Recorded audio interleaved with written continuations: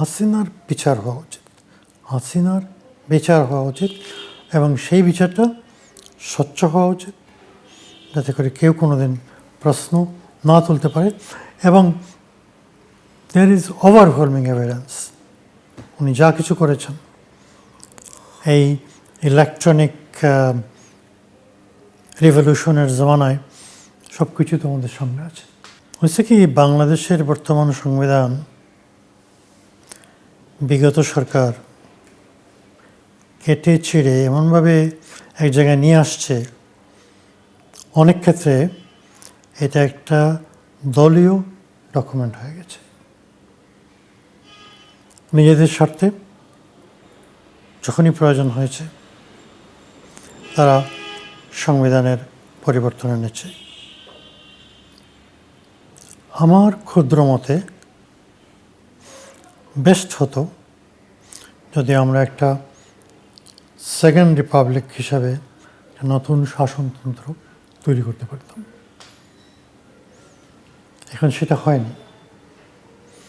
এখন হতে গেলে রাজনৈতিক কনসেনসাস প্রয়োজন, রাজনৈতিক ঐক্যমত্য প্রয়োজন।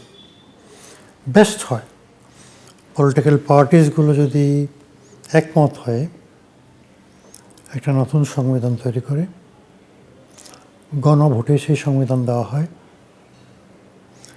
এদেশের জনগণটাকে অ্যাকসেপ্ট করে, তারপরে ওটার আন্ডারে নির্বাচন হয়। কতটা সম্ভব আমি জানি না, কারণ রাজনৈতিক দলগুলো এই ধরনের একটা ব্যবস্থার জন্য মানসিকভাবে কতটা তৈরি আমি জানি না। কিন্তু আপনি যখন সংবিধানকে অ্যামেন্ড করতে চান, পরিবর্ধন করতে চান, তখন সব কিছুতে আপনি হাত দিতে পারেন না।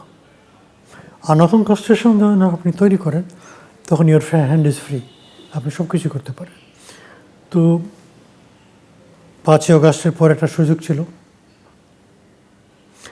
আমি তখন লন্ডনে ছিলাম, হাসপাতালেই ছিলাম। ওখান থেকে বন্ধুকে বলেছিলাম যে আপনারা সংবিধানকে নতুনভাবে নতুন করে তৈরি করার চিন্তা করেন।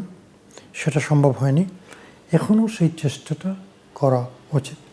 এই সরকার বিভিন্ন কমিশন করেছে, কনস্টিটিউশন কমিশনও করেছে।